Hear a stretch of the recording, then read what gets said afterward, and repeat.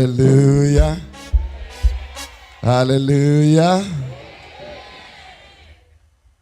Takamira kudaro ande kuna Matthew chapter 16. Turauti tiverenge shoko. Takamira tese. Takambopinda dzimwe church. Zekuti mufundisi kana rabhauma apinde muchechi vanhu vakamira vakagara handiti vaimira vese is what more the word of God handiti. Saka Matthew chapter 16 ndakuverenga kubva vhesi ya 16 nekuti pano ndakuti ndiparidze ine chekuita nedombo uye nechekuita nemakeys edenga. Saka ndicharova yedombo kunyangwe nemakeys echi kune zvinofana kuvhurika zvainge zvakavharika, koitawo zvatinofana kuvhara zvanga zvakavhurika. Matthew chapter 16 verse 16.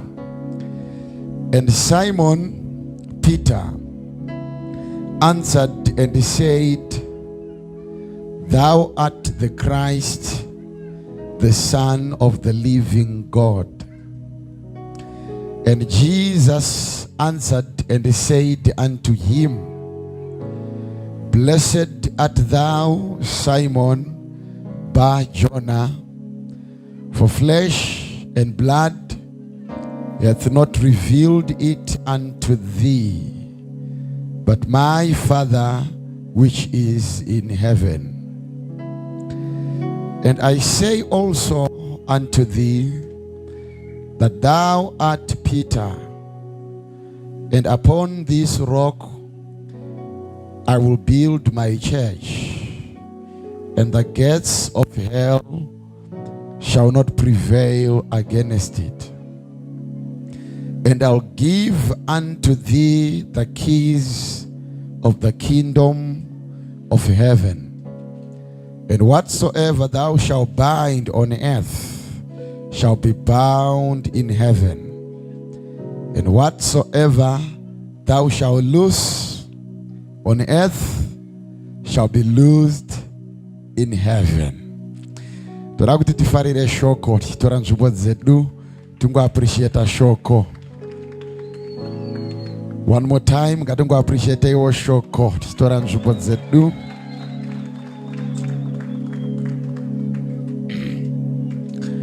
Manerano ndoda kuti nditende Mwari nemukana. Tine mazwi averengwa pano abva mashoko ataurwa naShe watakaunganira pano anova Jesu weNazareta. Kana une Bhaibheri rako rechirungu uchaona kuti mazwi ataverenga akanyorwa nemavara matsvuku, zvichikuudza kuti akataurwa naJesu mbune, akataurwa nomuridzi wechechi, akataurwa nemukuru kudarika tese tiri pano.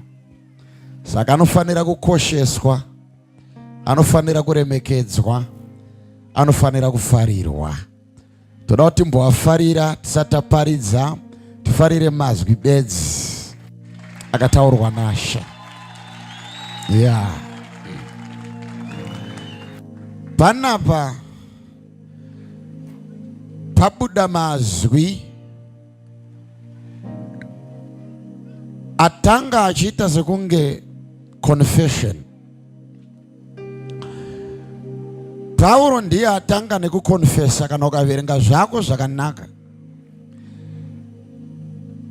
achitaura zvaanoziva kuti Jesu ndo zvaari, ndokubudisa revelation yaJesu. yatanga pakuti ukaverenga kubva paverse 16 yaanoti Peter, for thou art the Christ, the Son of the living God. Ndimi Kristo uye ndimi mwanakomana wa Mwari. Mazwi iwaya ndokubva adenha reply. Yanzi neBhayibheri, then Jesus answered and said. Right? Kugona kutaura mashoko anodenha minduro ipapo kubva kuna Jesu. Ndo munamato wangu kuti even nepaunonamata urege kunamata nhando, ugone kutaura mazwi anodenha reply ipapo kubva kuna Jesu. Ningawano amen ipapo. Ningawano amen ipapo. Peter achitaura unonzwa anoti, you are the Christ, the Son of the living God. Ndokubva Jesu apindura kati handinyarare. Ndokuchiti, blessed art thou Simon Bar Jonah, for flesh and blood hath not revealed it unto thee, but my Father which is in heaven. Mazwi iwaya achipera ndokubva Jesu atanga kukomborera Peter abva kutaura. Ndokuti, but I say unto thee, for thou art Peter, and upon this rock I will build my church, and the gates of hell shall not prevail against it. The gates of hell shall not prevail against it. And I'll give unto thee the keys of the kingdom of heaven. Whatever you bind, iwaya mazwi ari kutaurwa naJesu bedzi. Ndi Jesu ari kuramba achidzokorodza a blessing upon Peter. Whatever you bind on earth shall be bound in heaven, and whatever you loose on earth shall be loosed in heaven. Peter ndakukupa kids edenga. Kids isati dzauya unofana kuziva kuti wava ndiwe dombo. I'm going to make sure that the revelation yawataura igova the rock, the foundation of a great revival yandakuda kuvhura. Right? Hallelujah. Hallelujah. Upon this rock I will build my church, and I'll give you the keys of the kingdom of heaven. Whatever you bind shall be bound, and whatever you loose shall be loosed.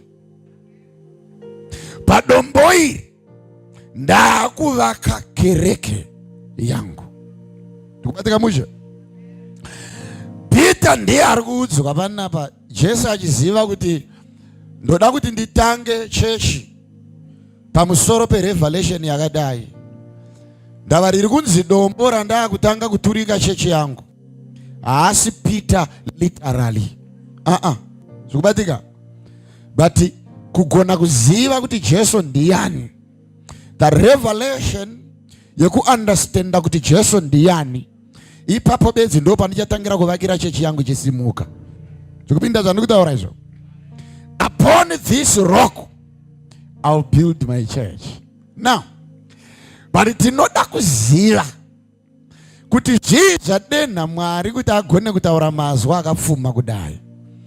Uye ndiri kutenda panapa kuti tese tinobvuma kuti Jesu ndiMwari.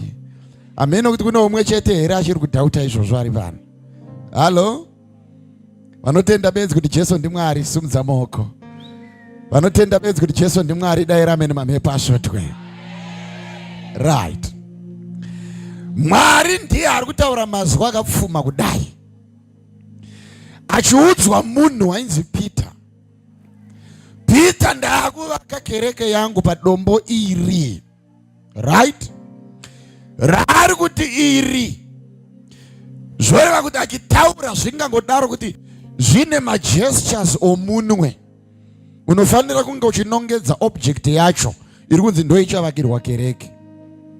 Hakuna anoti iri akapeta maoko.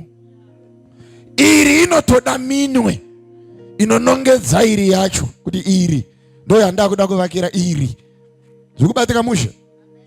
Asi ndinoona kuti Jesu haati iri achinongedza Peter. Da Peter handiro dombo. But uri kunongedza the spirit, the revelation. Mweya wataura mauri Peter ndokubva wa-identifier. Ndimborani pamberi pevanhu. Mweya iwoyo ndo wanda kunongedza. It's a special spirit. Ndava hakuna anogona kutaura hunge kana Baba vari kudenga vasimudza miromo yomunhu iyeye kuti azive kuti ndimborani panyika yavapenyu. Right? Padombo iri, paruware urwu, ndakusimudza chechi yangu. Saka chandinofarira kuziva kuti chechi yakaumbwa paruware. Ruware rusina unobvisa. Dombo risina unobvisa. Ndozvandiri kufarira manhero anasi. Paruware urwu ndakuumba chechi yangu. Now, inini ndiri kuattractwa nemazwi akapfuma ari kuramba achidzokorodzwa naShe. Zvii zvinodena kuti musharukwa Mwari vatange kutaura mazwi akapfuma kudai vachikomborera mwana. Uye ndiri kutendawo kuti newo unofanira kunge uchizvibvunza mauri kuti akomana, zvii zvandingaitewo ndigone kutaura mazwi anodena kukomborera kwakapfuma kudai kubva kuna Mwari wangu. Ndichada kuti timboona zvishoma panotanga conversation inosvitsa pakuti Jesu ataure mazwi akapfuma kudai. Nhau inotanga ukaverenga bhuku zvakanaka. Jesu abvunza, vanombonditani kwamunoswera? Varume pamunouya kusvondo panapa munopota muchibuda muchidzokera kudzimba dzenyu. Vamwe munobuda muchipota muchidzokera kumabasa enyu. Ndinoda kuzivawo kuti paya pamunenge muchitaura nezvangu uyewo nevamunonzwa vachitaura nezvangu vanoti kudii pamusoro pangu Jesu? Ndiudzewo vakomana, nekuti basa renyu harisi rokungoungana bedzi pandiri, but ndere kugona kutapawo mazwi evanhu pamusoro pangu ini Jesu. Zvikubatika? Ndo panonzi neBhaibheri mumwe akasimuka akati, ndine kwandakangoswerawo nezuro ndakavanzwa vanoti muri Elijah amuka kubva kuvakafa. Elijah. Kanzi ndozvavanotaura zvikanzi akatoti Elijah. Mafambiro ake maparidziro ndiElijah manje. Zvikanzi kanzi zvakanaka. Ndokubva anyarara. Uye achipedza kutaura mumwe ndokubva akambirawo ipapo zvikanzi kana funge zvenyu vaJesu. Guta rese rinotenda kuti Johani akadamburwa musoro haana kufa. Ndimi Johani akadamburwa musoro. But ona mhando dzevarume vaviri vari kufananidzwa naJesu. Pari kubuda Elijah, onzi kune vanoti ndimi Elijah. Kobuda Johani, zonzi ndimi Johani. Ukabata Johani, anzi ndimi Johani. Bhaibheri inoti iye Johani wacho akaoperata nomweya waElijah. Jesu ndokubvuma ndokukonfesa ndokuti kana maakutsvaga Elijah waMalachi 4, Johani akauya akaenda. Uye iye Johani mashure kwake nekumberi kwake hakuna muprofita wakafanana Johani. The spirit of Elijah iri kunzi imimi Jesu ndimi Elijah, uye imimi Jesu muri kunzi ndimi John. Vese vane a common trait yomweya wakaoperata mavari wakafanana. Ende ukaongorora varume vaviri vadomwa enda unocheka the level of their ministry, uchano discover kuti they only appeared to revive shoko raMwari rainge rapfimbikwa nevhangeri yenhema. Elijah wakauya achibva kuTishbi ndokunoreviva shoko ranga ravigwa naAhabhi. Johani ndokuuya ndokuvhura nzira dzashe kuti shoko rechokwadi rigone kufamba. Meno ndikutsanangura kana anoziva shoko repanapa. Vanoti muri John. John ndiani? Ndiye akaestablisha the way of Jesus. Vamwe vanoti Elijah. Elijah ndiani? Ndiye akatanga kudzosera the religion of God. Ene ministry dzese dziri mbiri dzakabva dzanopakirwa muna Jesu. Right? Jesu wauya kuzoestablisha the way of God. Zvakaonekwa pana John. Number 2, wauya kuzoreviva kunamata kwechokwadi kwaMwari mweya anonamata mumweya nemuzokwadi kwakaestablishwa naElijah. Right? Saka vese vakonfesa kuti vamwe vanoti Johani, vamwe vanoti Elijah vairasiswa neunhu hweministry yaJesu, but vari pedyo nekuda kuziva. Pane pavaipotsa, but vachiona havo kuti ministry ine uJohani mukati, ine uElijah mukati. Right? Ndatsanangura ndapedza. Ndokuchiita mumwe akasimuka, vadzidza vari kutaura. Jesu abvunza vanonditani, mumwe ndokubva asimuka zvikanzi ndakatonzwa vamwe vachiti muri muprofita. Uyu manje haana kana kutaura zita zvake, akangoti muri profeti. Vanongoti uyu muprofita. Kuti vazive kuti muprofita ani havazive, but vanobvuma kuti uri muprofita. Vese vataura vatatu hakuna agona kusvika pedyo nemhinduro yakabata Jesu. Ndinoona pachiitika silence. Dava Jesu ari kuramba achibatikana maari kuti akomana ndakuenda here padanda kusina ziva kuti ndimborani. Nhau yangu yandabata panyika varwere vapora, mapofu aona. Shuwa here ini kuenda padanda kusina nyatsoziva kuti ndirani. Knowledge yekundiziva kudai yatangirawo pane vagere neni, izi yati yaenda kune vari kure neni, vanodya neni, vanovata neni, vanoshanda neni, dai vazivawo kuti ndirani. Ndikutsanangura zvakanaka panapa. Ndokuitika silence yekuti uripo ipapo waigona kuvhunduka kuti akomana mvunzo uyu unopinduruka here iyoyo. Bhaibheri rinondokubva Peter angoti nyamu. Vese vakanyarara ndokubva ati nyamu Peter. Zvikanzi une nyaya here? Zvikanzi Ishe, ndinoona kuti muri Kristu, mwanakomana waMwari mupenyu. Right? You are the Christ, the Son of the living God.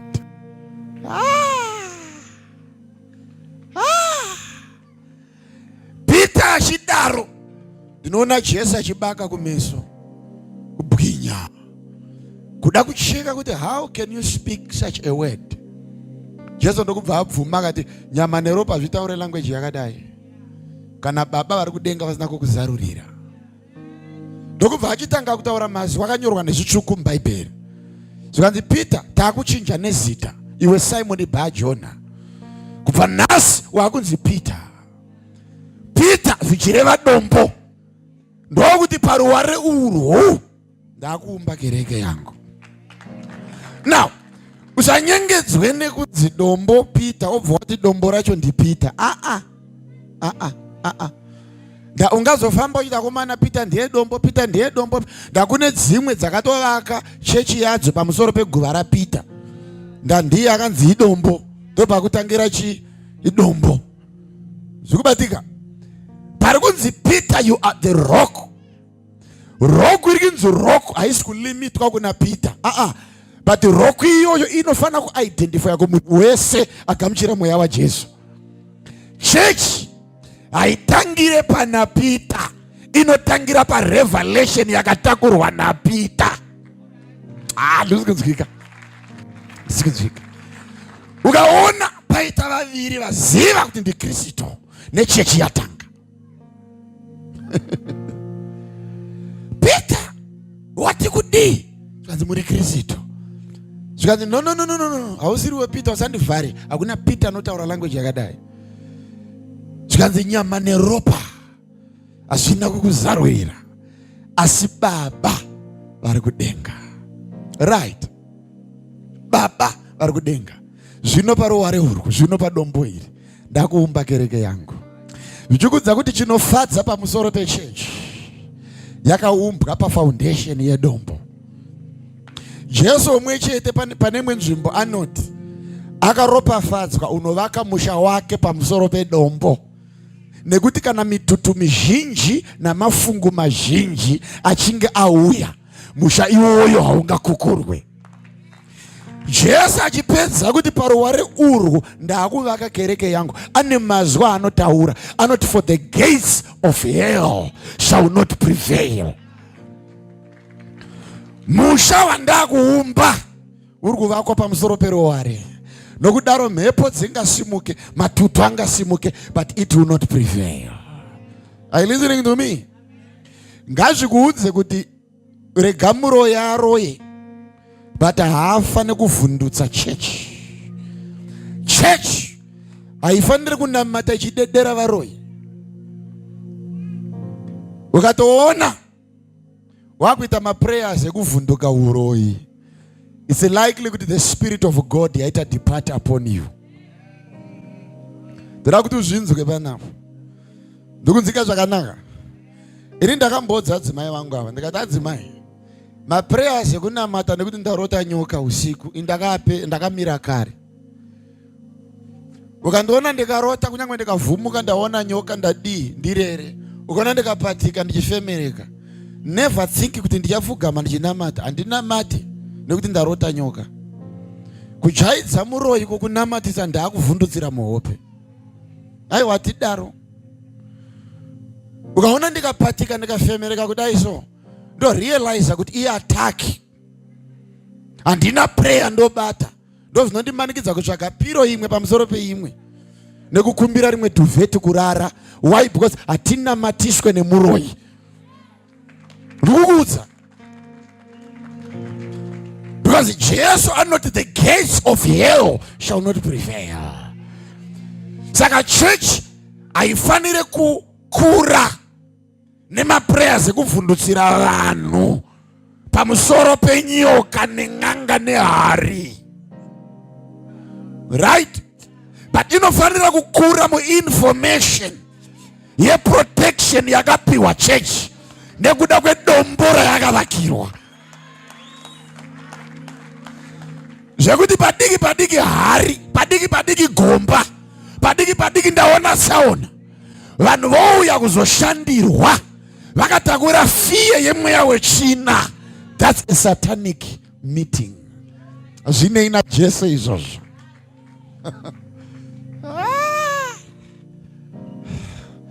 Taritari pedyo newe avhunduke. Ndakukudza. Ende ukatongoona wakuti ukatongo tivhunduke wakuda kubata munamato, vhunduke wakuda kubata munamato, enda unocheka spirit yako oparita mauri. Zvabatika mushe. Inini zvakamboitika nerimwe gore, nandiri mudiki chaizvo, about 18 years. Ndokudedzwa kwaRusape munoparidza, ndokuendako ndokuparidza ari masikati. Ndapakati pokuparidza pakauya chembere. Vakomana vari kuzama kuparidza, chimbomirai kuzviti maprofeti musati madhumana navaroyi. Nyararai nhau dzekunzi marabha umu. Ndiri mfana ndokubva chembere yauya, muroyi wemandirira hanyare neuroyi hwake. ukaona vachiri kuvhunduka uroyi vachiri maamacha akandikutokuudza vari paapprenticeship havasati vagadzikwa uroyi. Muroyi chaiye aita dumbu nenyama yevanhu haachasvika kunzi muroyi. Yakauya chembere ndiri pakati pekuparidza ndokundinongedza ikati uri kuti kudii, uri kuti Jesu ane simba. Ndokuita kunge ndiri kuiginonge ndisiri kunzwa. Zvikati now usiku hwanhasi ndine urombo hausi kuzorara, toda mbokushanyira ndimboona kuti Jesu wako yeye anodii. Ndino kuti ndakabva ipapo so ndichifunga kaviri kuita komana ndofira kwarusape apo ndiri jaya hanzanda kana mukadzi hanzandana ndakutofaka ndiri jaya. Ndokusimuka ndokuenda pamba patainge tichichengetwa, ndokubva ndarangana nehama yandandinayo tikati hatisi kurara mumba, ngatirare motikari.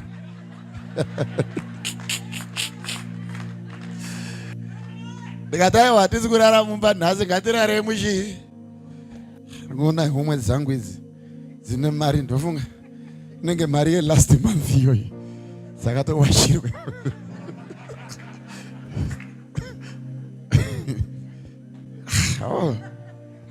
Man, ndobva tabuda panze ndokubva tadii, ndokurara mumotikari. Dzakati dzakutenge dzakunosvika kuma12 okoroko, kwakangomuka mhepo isina unoziva kuti yakabva kupi. Apo tiri pasi pemuhavhu wakabereka mahavhu. Mahavhu wakashekwa zvokuti akatanga kuwira pamotikari kuti akarara. Iri ndokurangarira kuti akomana kune muchembere auya akatembenga ndipromisa kuti nhasi akudii, akurarwe nhasi. Ndikati kana the devil is a liar. Ndokutanga kumuka ipapo ndokubva ndatanga kuda kubata maprayers. Hama yandandina yechikuru kudarika ini ndobva yandibata bhachi zvikati dzokera urare. Ndikati munhu waMwari muri kumbona zvikiitika panzera. Zvikati rara, ndikati do you remember kuti kune shembere yapromisa encounter? Zvikati ndati rara. Ndokurara ndokutora magumbeze pasiti pandandiri ndokufuga musoro ndokudziridza hope. Andina kutora maminutes anenge 5. Mhepo yakangonyarara ndokupfura ndokuenda. Ndokurara ndomuka mangwanani ndokuedza ndokubva hama yataura neni. Zvikanzi unoziva why ndakudza kuti rara? Ndikati I don't know. Zvikanzi kudai wanamata waiprove a defeat because wainamata out of fear, not out of faith.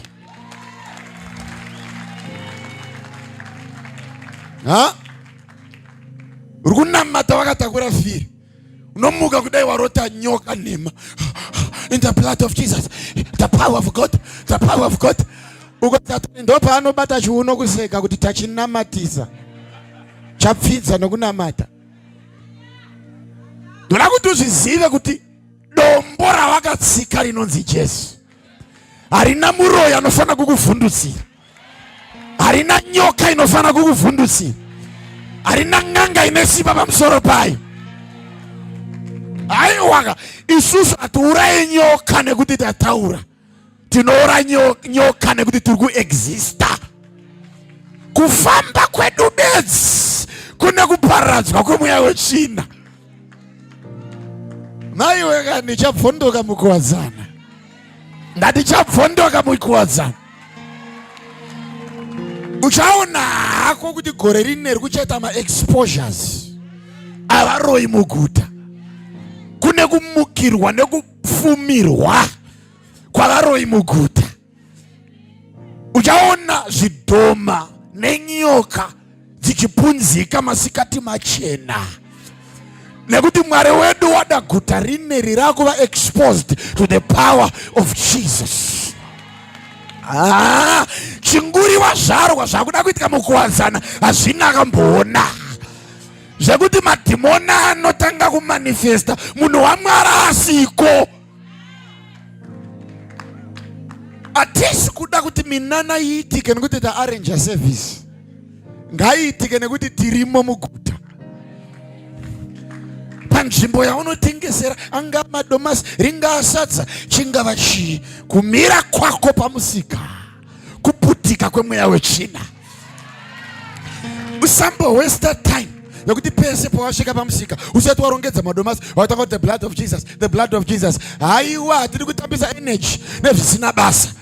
Kungomira kwako bedzi, the blood of Jesus iratomira. Kurongedza musika wako bedzi, Jesu ndiye ari kurongedza. Aiwa, uri kudizwa zvakanaka here? Wakatakura a generation of power. Uchifamba netsoka dzako, ngirozi nengirozi nengirozi ziri kufambawo newe. Nakuti hausi wega nezita raJesu. Bhuku inodaro, inoti umwe chete uchaponda churu. Umwe chete uchaponda churu. Pane imwe nzvimbo inoti vachauya nenzira imwe chete vakodzokera vakatarangana. Ndine urombo nevaroyi, ndine urombo neng'anga. Ina ndina tsitsi ndimire pana, ndoda kupukuta vhangeri kusvikira ng'anga dzese dzachinja profession.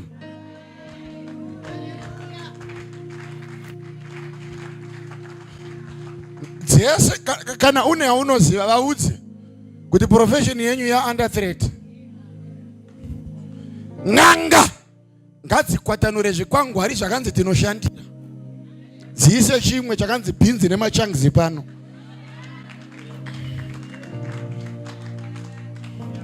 Hatisi kumboseka zvekuti guta rinozara zvifeve, varume vedu kushaya pekutarisa, kungodai chamira chikutokumbira dhora chairo chairo, kusvikira mukadzi akubvunza hanzi chero yauinayo ari mukadzi, kukumbira murume chero usaka une mari.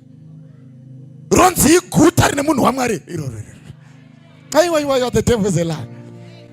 Naiwe unonyepa. Takuda kurelease ma-angels anofamba achitsvaira ma-streets eguta rekwedu nezita raJesu.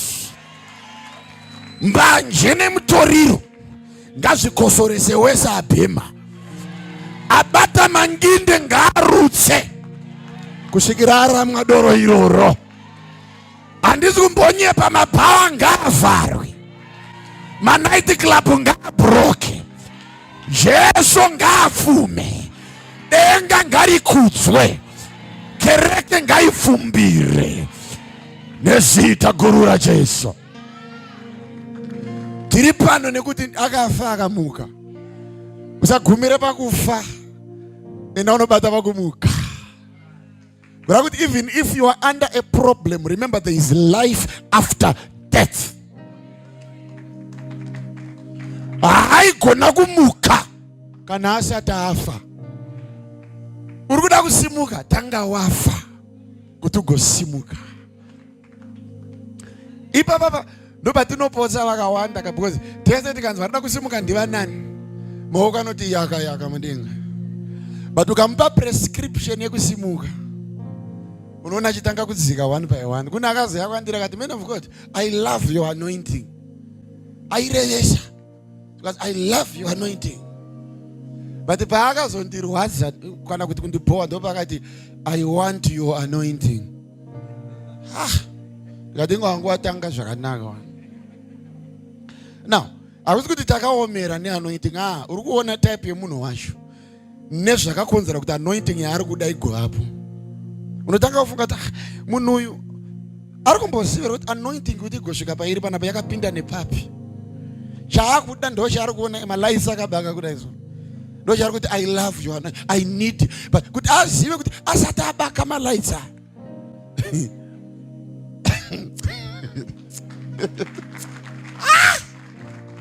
Do you know kuti inini na baba vakandibereka pamweya cha, even ndikatandara nawo ndikadini ndikataura nyaya, ndinorohwa nehana kuti baba ndikuda mweya wenyu. Ndinorohwa nehana. And sati ndaqualifya kuti I need your spirit. Sati. Because pavakatsika kuti vamacho kusvika pavari ndichiri mwana, sanda kugona kukunda hondo dzavanorwa, criticism dzavanosangana nadzo. Ini ndinovhunduka wani mutendebedza handishora, ndinoramwa zvokushaya vhesi. kushaya vhesi wakabatikana kuti baba nhingi here vakadaro.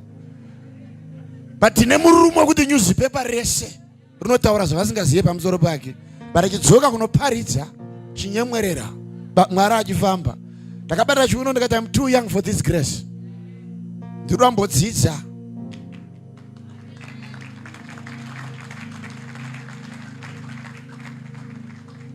Jesu anoti paruware urwu, ndakuumba chechi yangu, but the gates of hell shall not prevail. Kureva kuti nhau yekusaprevaila kwemweya wetsvina haichada debate. Newo kana wakunamata uchiziva kuti the enemy cannot prevail because wakavakirwa pamusoro peruware. Uine knowledge yekuziva kuti hakuna muvengi anogona kuprevaila over your life, over your children, over your properties, over your documents. Kubata ma documents angava echikoro, unoziva kuti because I carry Jesus, my documents shall be successful. Right? Omuka usiku vana vakarara. Omira unamate munamato murefu nongo vatarisi. Otaura zvaunoda pavari. Ona chisikana otaura udhokota, ona chikomana otaura muchikairi wendege, ona kana chimwe chikomana otaura uloya ipapa. Odzokera kumboorara. Haisi nhau yekubata 1 hour chituka mamhepo ekumusha. Wakatakura grace rekuti chawataura nemuromo naJesu anochizadzisa. Unzika zvakanaka. Ruware rwatakaumbwa paruri vana baba nana mai, neng'anga dzinoziva ability yatiinayo. Dambudziko nderevatendi vasati vakuunderstand the measure of grace that we carry in Jesus. Information ne knowledge pamusoro penyasha dzatakatakura tine vatendi vashoma vanoziva. Unoona sei kuti vatendi vashoma vari kuziva nekurecognize information yepower ratakapiwa? Regaone kana machallenges awira musha iwoyo, because we are all tested by challenges, whether we have proper revelation about Jesus.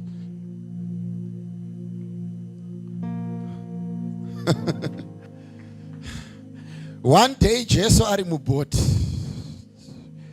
achiyambuka gungwa reGalilee, Bhaibheri rinondokubva mhepo huru yasimuka ndokutanga kusheka bhoti, ndokuzunza bhoti, imwe mvura ichipinda mugwa.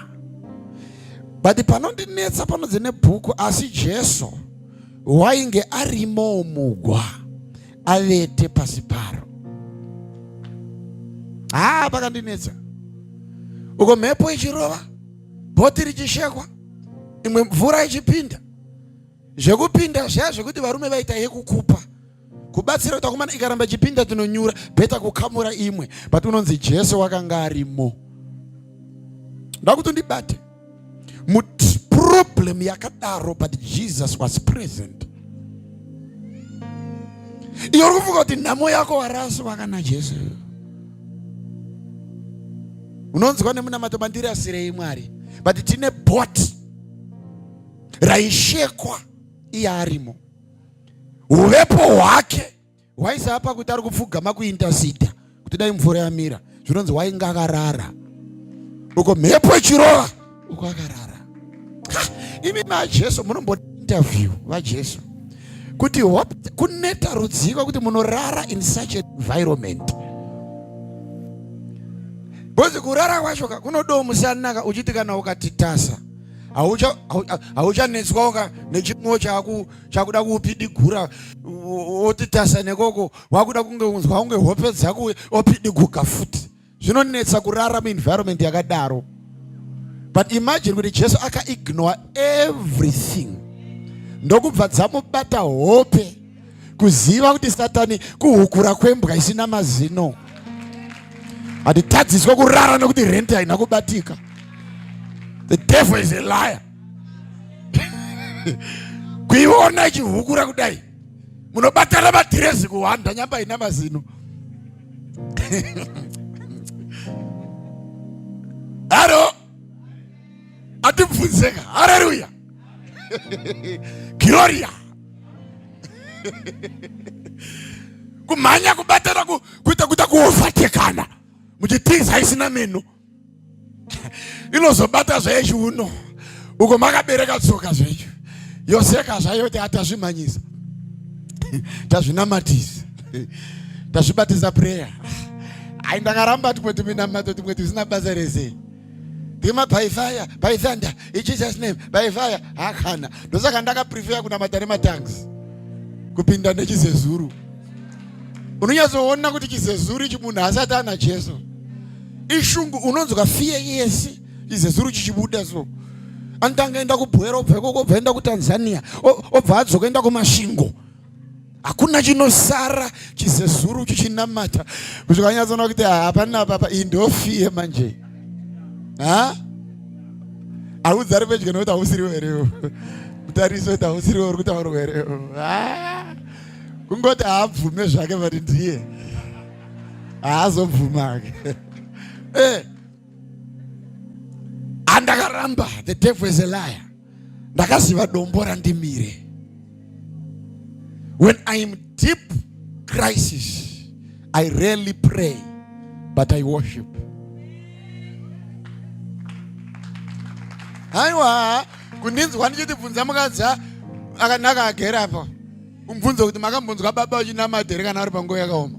Anokuudza kuti kana ndingatoisa kana radio ndonzwa manzu nokomborera ndorara ndovhara muromo ndingataura zvisina basa ndokomborerwa pezera wakurotomoka ukapinza mamhepo mumusha nestress uchifunga kuti uri kunamata. Nonzwa munhu kubvunza, "Hey Mwari mandishire inini here Mwari, why me?" Nokuti musodzi ungasvikirwa naMwari nyama ndisatani. Ishungwidza pana Jehovha apa.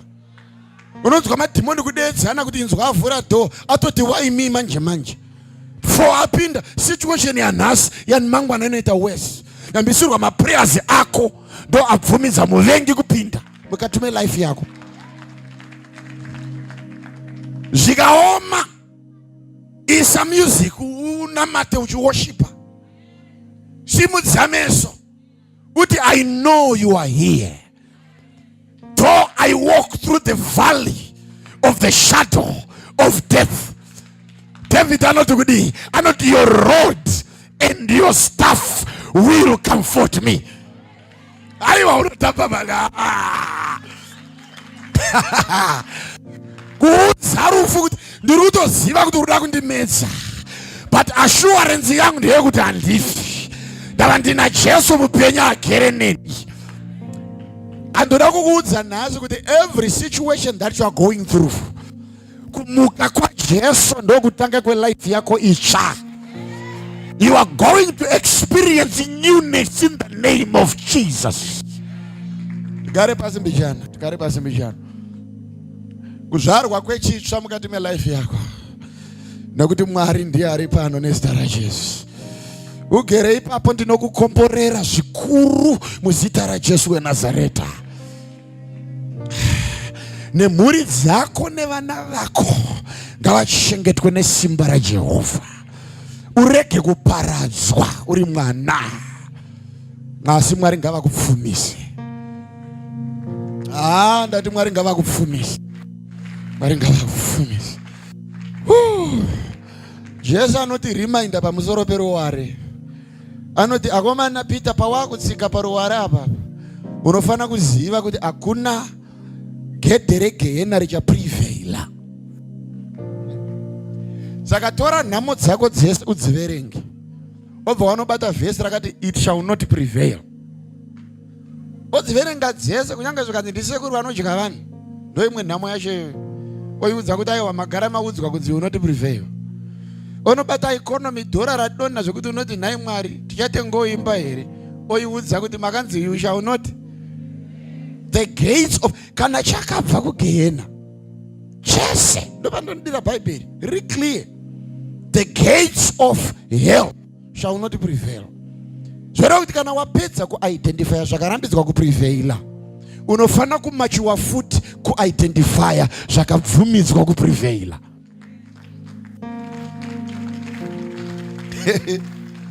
Why? Because tinogona kusara tane information bedzi pamusoro pechakarambidzwa. Torasikirwa ne information ine chekuita nechakabvumidzwa. Ende vazhinji vari mudeliverance ministry vakanobatwa ndangariro zvekuti vanoziva chakarambidzwa but havazive chakabvumidzwa.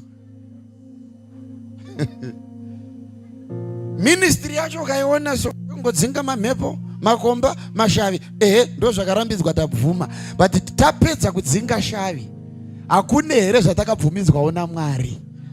Zvamungatanga kuti udza munhu waMwari kuti ichi ndechedu, apa ndepedu, izvi ndezvedu, izvi ngazvitikurire.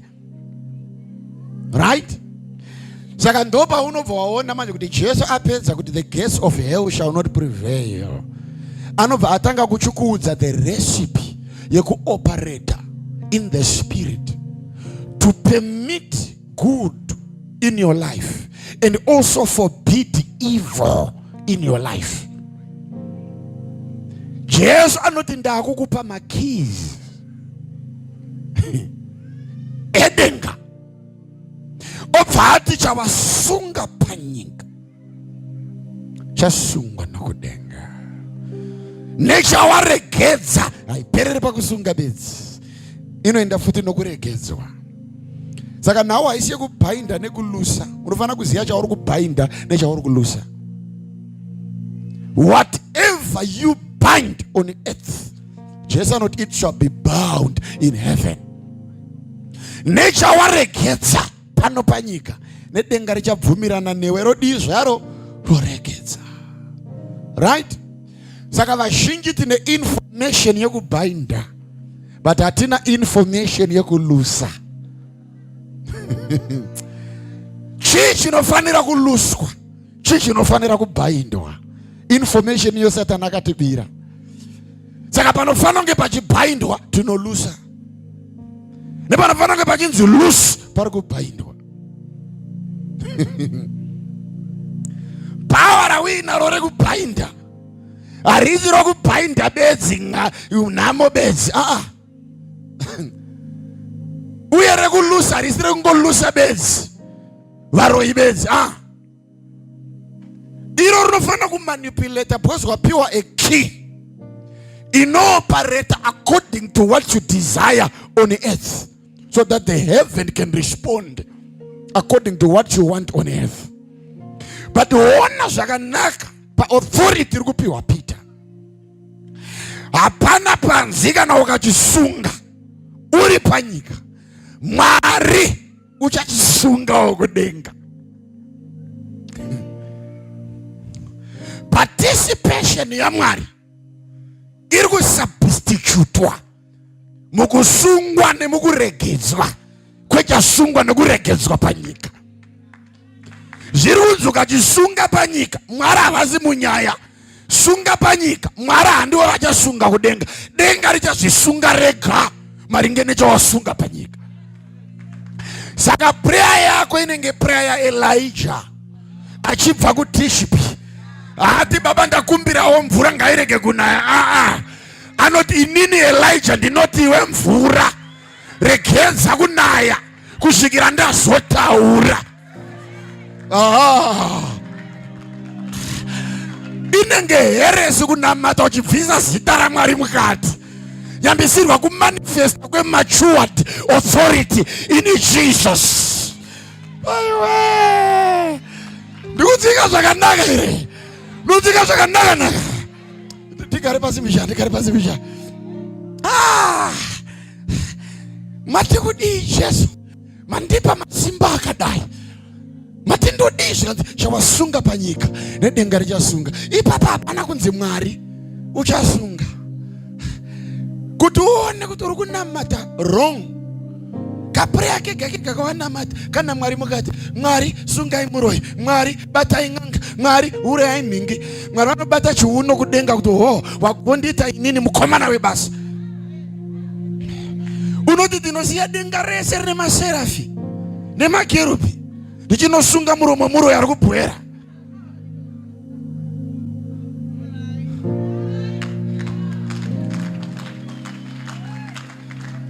nekunakidza kwaro denga. Maelders anonzi anopota achingoti muchene muchene asina kumanikidzwa. Inonzi casting crowns. Kungondiona bedzi vanotora ngundi dzavo vokanda pasi vakutorotomoka mutsvene mutsvene mutsvene. Mabvunzwa nani kuti ndiri mutsvene? Ngonzwa kuda kungotaura vega mutsvene mutsvene mutsvene mutsvene. Mwari woti nindosiya zvese zvakanaka kudai izvi kungonovhuna shaya yebere bedzi riri pamuzarabani. Aiwa hausati wandiziva. Halo, zviri kubatika zvandiri kutaura? Saka Mwari vanogumisira vaerrand boy. And ukaverenga vhesi zvakanaka iri kuti whatever you bind on earth, hazvina Mwari mukati, ndiwe uri kuparticipate. Ukachisunga pano panyika, denga rinofanira kunzwa language yaari panyika, kuti kuna ataura ari panyika ane chaasunga panyika. Roudza nadenga kuti regedzai regedzai regedzai, kana kuti mirai mirai mirai, kuna ataura ari panyika. Amene ndinzika zvakanaka. Saka era inobva pakuti pasingade Mwari unoinclude Mwari, nepanoda Mwari unoexclude Mwari. Mwari ndiwo kuudzwa matestimony sezvaakakuitira, haasi wokudedzwa mubattlefront nokuti akatokupa simba.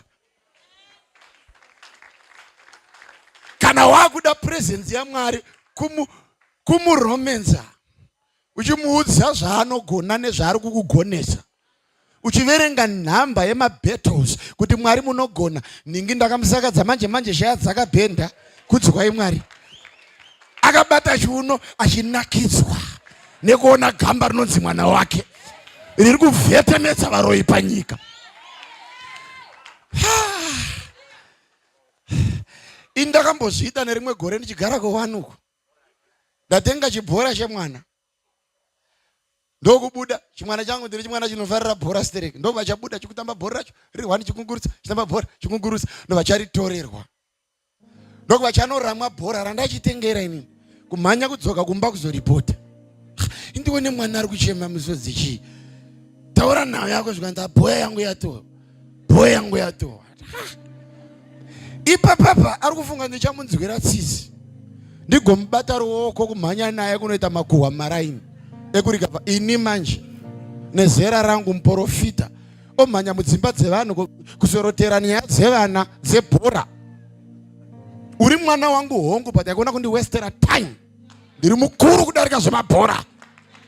Ndakabata wangu mwana ndokutora shamu ndokurova tsafu idzodzo idzo, ndikati go back and recover your ball. Zvondidhedhi vanondikura, ndikati kana uchirova rova bhora dombo uteme, dzoka pano une bhora.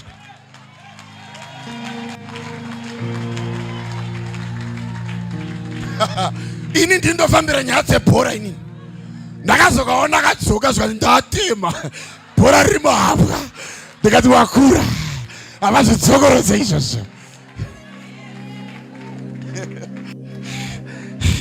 Mwari vanofadzwa nematestimonies, uchidzoka uchivaudza zvawakunda, kwete kuvainvhovha munhau dzen'anga, nhau dzavaroi wakagadzwa panyika kuzosunga nekusunungura, kumanifesta Jesu ari mauri.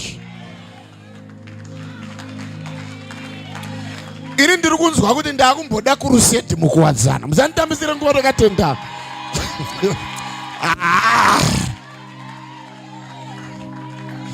Tigare pasi mbishi. No. Tambisira nhau dzebhora. Do you know that is the reason why Satani paakamukira Mwari, Mwari havana kusiya chigaro chavo chekudenga kumhanya kunobvunza makuhwa kuna Satani. Ndiri kunzwa kuti wakuda kutanga ministry. Ukaona munhu akadaro is the lowest pastor, hauburuke kubvunza mwana wesangano guwa. Tina kufanana, ndiri baba.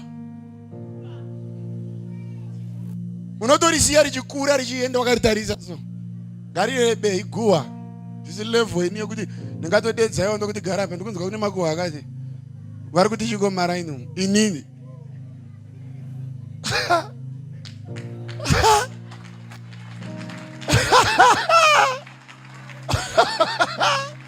Akaravuka tine mufundisi akadaro tine urombo. Unoritata mutsa kusvika raibva ugoripakura. Takangoritarisa zvediso. Because we know how big we are. Mwari havana kumhanya kunobvunza Satani makuhwa. Ndikunzwa kuti une ministry rada kutanga. Vakangodedza Mikaeri. Zvikati Mikaeri, uri kuziva kuti mukomana uyu anenge apanduka.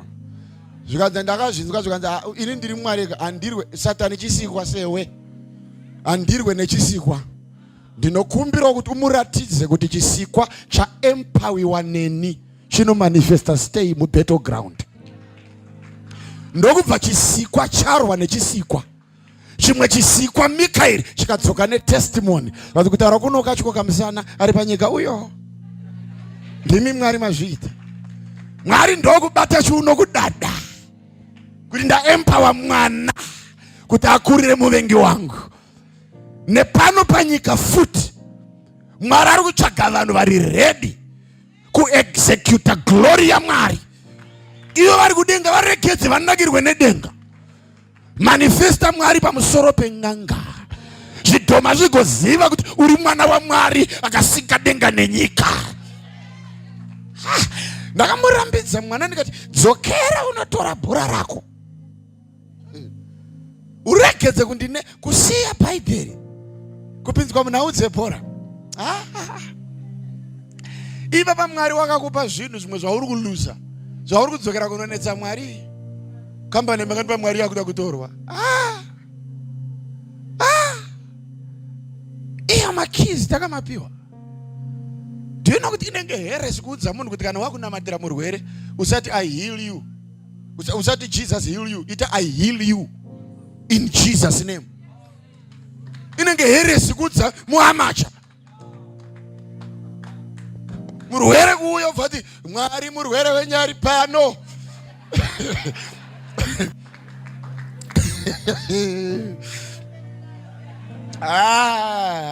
Ubvazvona kuti hapana kwatiri kuenda. Akada uri murwere wacho chikosimuka uende. Kamhina uende zvako because kana chiremba rinana andombokupiwa mapanado. Kamhina uende. Notobata munamato wacho sokutoti apa vatofira pakirawa. Fira pakirawa cha. Kutanga kudedza Mwari vari kudenga Jehovha murwere ari pano. Ishe ndinokumbira ngirozi dzenyu dzinorapa. Come on. Yeah, Jesus anoti I give you all power. Anoti power in heaven and earth has been given unto you, therefore I give unto thee. Aumire pamurwere vati Mwari ngako unoti I heal you in Jesus name. I command you free. Rise up and walk. Autarise nhamo ukoti Jehovha ndakufa unoti we nhamo suduruka. Wabva kupi we nhamo buda pamangu. Haisi kubudira musodzi. Vakapiwa simba rokusunga nesimba rokuregedza. Misodzi ngaibudire kuworship. Uchichema nezvaitwa naMwari mulife yako. Hatichemedzwe nenhamo. Hatichemedzwe neikonomi yakafonyoka. Tinochemedzwa nesimba raMwari rinoshamisa rakadai kusika nyika. Muimbi unoti kana ndorangarira mabasa maoko enyu ndinobuda misodzi. Haabudiswe misodzi neAIDS neCovid. Anobudiswa misodzi nehusikwa hwaMwari. Ziva chokuchemera. Chemera nyasha dzakaitwa pauri uchiziva kwawakabva. Waikanda akata iwe. Nazi ndoimba praise and worship. Ndozvinofana kuchemedza izvozvo izvi. Waimira mustreet uchitsvaga varume vasiri vako iwe. Nazi ndo wakuchaira muchechi yaJehovha. Ndozvinochemedza izvozvo izvi. Kwete kuti enda ashaya nyama yepondo otobudira musodzi nyama steki. Satani murevi wenhema. Aiwa ndati Satani murevi wenhema. Tatouya takazvironga. Toda kumurova counter attack. Anopepuka adzokera gehena kwaakarukwa. Aregedze vana vedu vaakabata. Dzimba dzedu dzaakabata. Mari yedu yaakabata. Igore reestablishment. tina Jesu mupenyu, chikakarara shumba yerudzi rwaJudha. Aiwa, ndinoramba. Aiwa, urambe uchirwara iwe. Oh yes. Aurambe wakadzipwa navaroyi. Oh yes. Tinosunga mhepo dzewakaipa. Thank you, Jesus. Nezita guru raJesu. Oh yes. Maiwe chabvondoka. Thank you, Jesus. Aiwa, ndati chabvondoka. Thank you, Jesus. Kune vanhu vandiri kuona panapa vakuno execute authority. I receive. Vanoziva kuti I preach the resurrected Jesus. I receive. Wangu haasisiri muguva. Oh yes. Wakati bado ndokumuka. Oh yes. Kwakangosara machira chete. Oh yes. Jesu wangu agere kurudyi rwaBaba. Oh yes. Vhesi yoti kwaagere ndokwandiriwo. Oh yes. Paakafa ndakafa naye. Oh yes. Paakamuka ndokumuka naye. Oh yes. Paakasimuka kubva panyika. Oh yes. Haana kundisiya ndiri nherera. Oh yes. Wakakwashura spirit yangu ndokwenda neni kwaari ikoko. Oh my God. I am greater than the earth. I am bigger than the economy. Oh yes. I am bigger than disease. Oh yes. In the name of Jesus. Gari basi bishana yedu takutopedza tigare basi bishana. Oh mama. Ndiri mukuru kudarika nyika. Mwari wakandisimudza akandiita muranda wake. Ndinoziva zviri mandiri kupinda zvinozikanwa nemuvengi. Sandione kuonda ukati handina power. Mweya mutsvene ugere mandiri. Vabereki mukaona Samson wainzi waitakura magedhe eguta. Omhanya 100 kilometers. Gedhe reguta riri pabendeketa ndopanoriramwa mugomo. Samson kwete gedhe reyadhi reguta. Avharirwa gedhe sona varoyi vakati amudzwa kuti ari muno abude. Pindai mudzimba mutsvagei apera aparare. Akati munonyepa. Hamuna kunzwa vhangeri yemabreakthrough. Kana mukaisa gedhe makii moviga takudzura zvese gedhe iroro. Garai nemakii enyu. Ndokudzura Samson. Ndokuisa gedhe pabendekete. Ndokutanga kurova 100 meters kusprinter. Akatakura gedhe. Ndokutanga kukwidza makwidza egomo ndokubva anoriramwa mugomo. Kubva abata shuno ndokutarisa kwaanga akavharwa achiona gedhe rakaboka. Samson. Ainzi Samson. Ndanoverenga Bible ainzi Samson. Now, zvese izvi bhuku inoti vaibvunza vaFiristia vachiti tinoda kuziva kuti simba rako rinobvepi. Vichikudza kuti Samson yanga isiri monya panyama.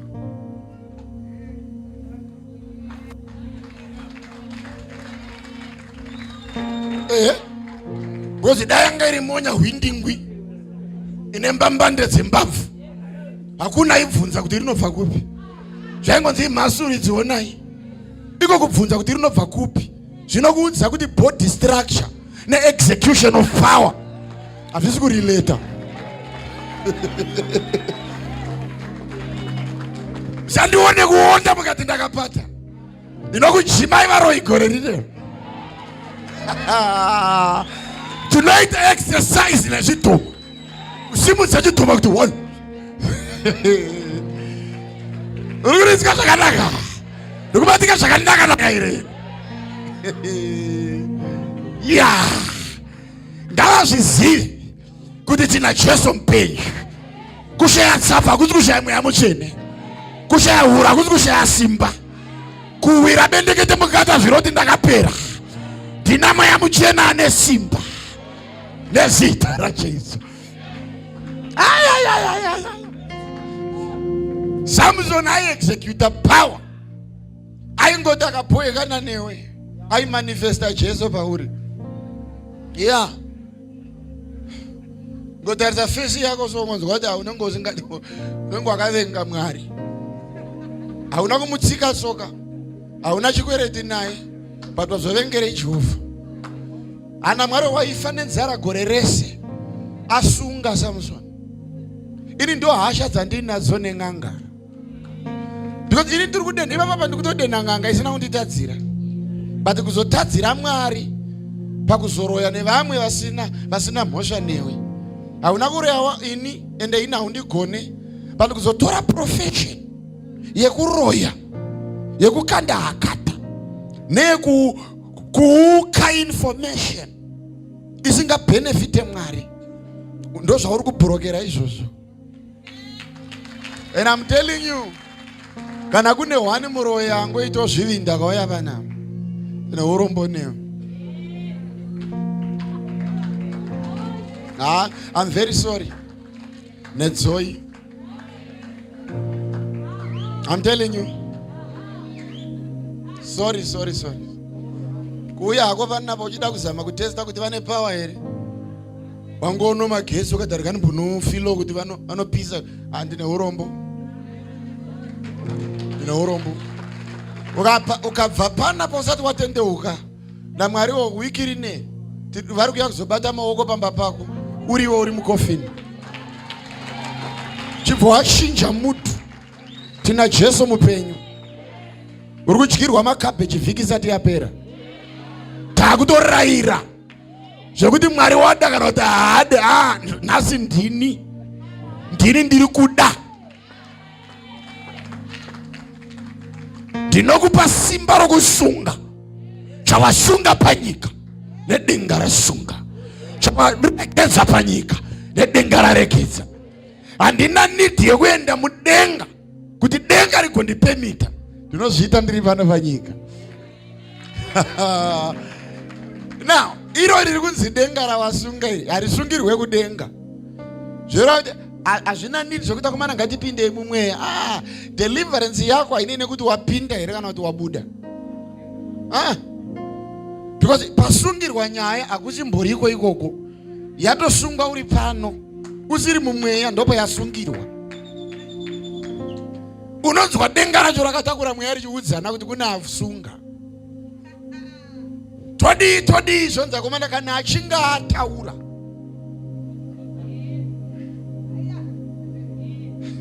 Ndozvandodira Jesu. Jesu akatibvisa mareligions embasa. Ekuvhundutsirwa navaroyi. One day ndiri mukambuzuma ndakadedzwa ndiri mufana zvikanzi kune dhimoni ranetsa raita wiki richingomanifesta rodzoka chimboyai munamata. Ndichisvikapo amai vepo vaipinda, hatichataura mazita, vaipindawo imwe chechi. Saka maelders anga auya aungana pamusoro pedhimoni. Unzwe madzingirwo araitwa. Munoita kudzinga dhimoni akatsinzika kumeso.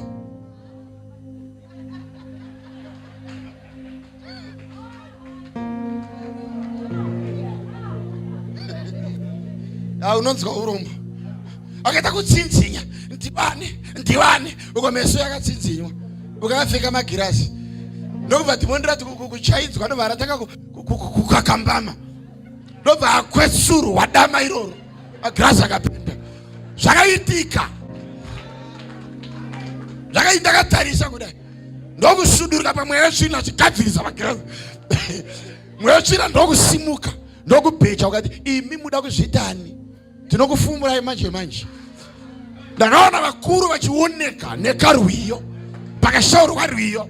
Pakasiwa ngodi. Dhimoni risati ramanifesta. Vakarongedza osho vakaenda. Vakarongedza ngoma vakaenda. Ndokutsara ini zvangu mwana wa Motowashe. Mulilo moto. Ndobva ndaritarisa kudaisi. Ndikati iwe ndiwani. Ndobva randitarisawo. Zvikati tinokuuraya. Ndikati wadenda mangwiro. Wati unouraya ni zvikati tinokuuraya. Ndikati ndakukupa 1 minute. Ukasandiuraya ndakuuraya iwewe.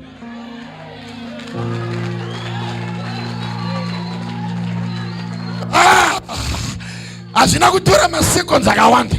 Rakatanga kunzwa kutsva. Ndikati aiwa nawo nderufu nhasi. Ndowatanga dzekuurayana. Ukasandiuraya ndakuuraya iwewe. Unotamba iwe. Rakazama kuda kukukuma, kuda kupwanya makitchen unit, ndokubata chiuno ndokuritarisa. Ndikati usauraya kitchen unit, uraya inini.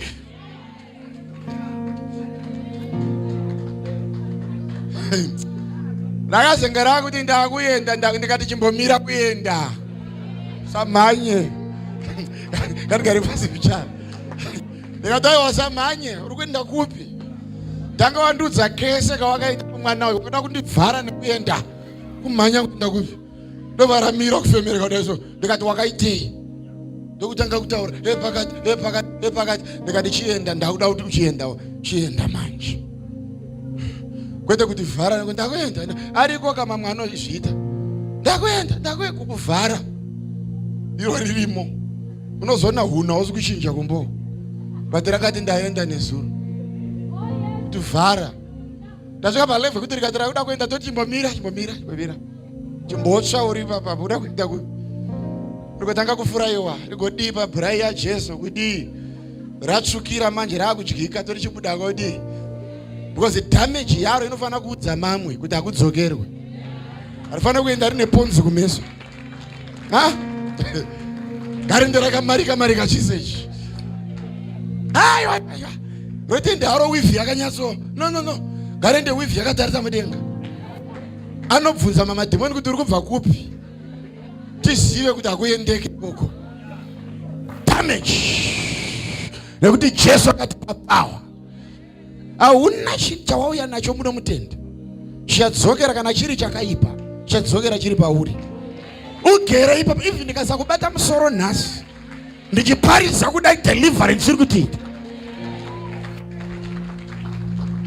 Uchadzokera ku1 room yako yawaitadza kurara ugodzipfondora semucheche. Hope dzavarume vasina kubvisa rora vachida rudo, hanhasi vanofa nezita raJesu. Magwara evarume asingagone kupfimba panyama, anokutamira warara mumweya. The devil is a liar. Kana muri varume huyai panyama mundipfimbe, kwete zvekunditamira ndakarara. Chese chikwambo chakuchoda nhasi chiri kufunuka muromo, chikakubata bendekete chiri kuchikoka maoko, chikapinda muyadhi yako ngachiputike mbavhu. Environment yako takuikava let the blood of Jesus. Hakuna chitoma chinotsika chikobuda chisina damage. Ngachiputike mbavhu, ngachichikoke mutsipa, nejuzu dzavo ngadziputike masawa.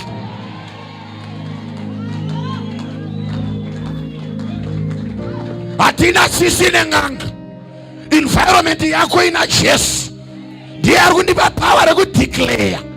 Ndakamira musimba rokusunga, kunyangwe nokusunungura. Ndokunzwa kuti chabvondoka nhasi. Inopera mangwana sani, mira tiwane pekuipedzera. Inopera chete. Ina ndina tsisi nhasi. Toda kurova bhokisi nemweya yetsvina. Knock out mu first round. Demoni rigouya richiti kurova 12 round. Knock out mu first round. Chamatsenga nzungu. Takatakura Jesu weNazareta. Simba guru risina unorwisa. Mwari akasika denga nenyika. Ndiye watigere naye pasevhisi yanhasi. Mukarinzwa Bhaibheri rati chaunosunga panyika chasungwa nokudenga. Riri kuudza kuti usatambise simba. Bozi vamwe munofunga kuti kukwira gomo ndokuita kuti Mwari vaonekwe. Uri mubedroom unogona kusunga, denga rigodaira. Ndikunzika zvakanaka here? Uchidhiraivha motikari unogona kusunga, nedenga rigosunga. Uchienda kubasa mangwanani haufani kusunga bezi, unofana kusunungurawo. Otaura macustomers aunoda owasunungura nezita raJesu. Otaura mhando yemari yaunoda woisunungura nezita raJesu. Otaura imba yaunoda woisunungura nezita raJesu. Otaura mhando yevana vaunoda wosunungura nezita raJesu. Ndosaka makizi achinzi back to back keys. Key 1 inoshanda zviviri. yes. Kusunga no kusunungura. Right. Panoda kusungwa ngandisungwe. Oh yes. Nepanoda kusunungurwa ngandisungure. Oh yes. Manerano ndinosunungura mari. Oh yes. Ndinosunungura mapatya. Oh yes. Ndinosunungura mapachero. Oh yes. Ndinosunungura mauniversity. Oh yes. Ndinosunungura michato. Yes. Ndinosunungura raramo. Oh yes. Ndinosunungura healing. Oh yes. Healing. Yes. Healing. Yes. Yes.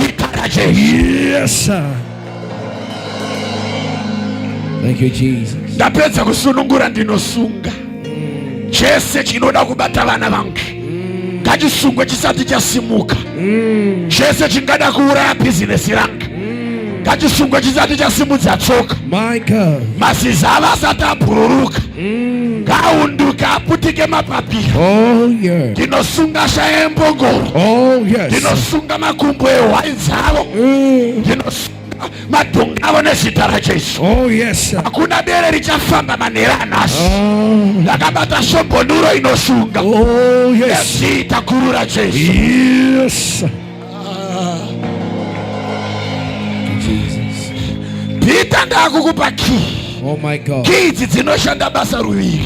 Yes sir. Usangosunga bedzisunga osunungura. Oh yes. Usangosunungura bedzisunungura odini.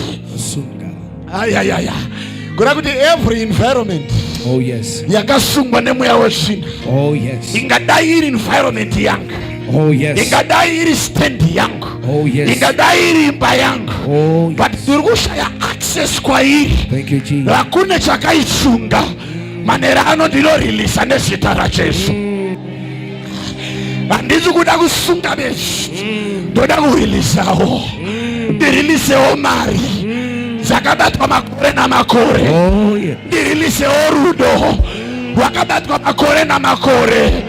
Midziyo yangu Mwari. Oh yes. Yakabatwa navahedheni. Oh yes. Imba yangu Jehovha. Oh yes. Yakabatwa navaroshi. Oh yes. Motokari yangu Mwari.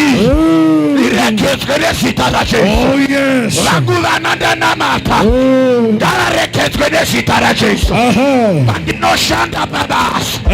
Ngavareketswe manhero anhasi. Oh yes. Nezita raJesu. Oh yes. My. Pakuda magandanga patasvika. Oh my God. Vanoziva kuti ndo vakaitakura key. Oh my God. Hapachada minamato yekuchemedzwa nenhamo. Pakuda yekunongedzera. My God. Kuchiverenga 1 by 1. My God. Kuti mari yangu 1 ngaiuye. My God. Vana vangu 2 ngavatere. My God. Imba yangu 3 ngaibude. My Spendi God. yangu 4 ngaiuye. My God. Uchitaura wakamira musimba. Oh yes. Reparuware. Oh yes. Simba rekereke.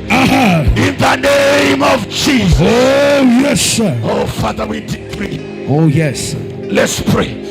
Oh my God. God did Oh my God. Banski. Oh my God. Oh my God. Oh my God. Kapiba Oh Bosha. my God. Rakatu. Oh my God. Zuzu. Oh my God. Shakata. Rukutu. Rukutu. Shakata. Oh my God.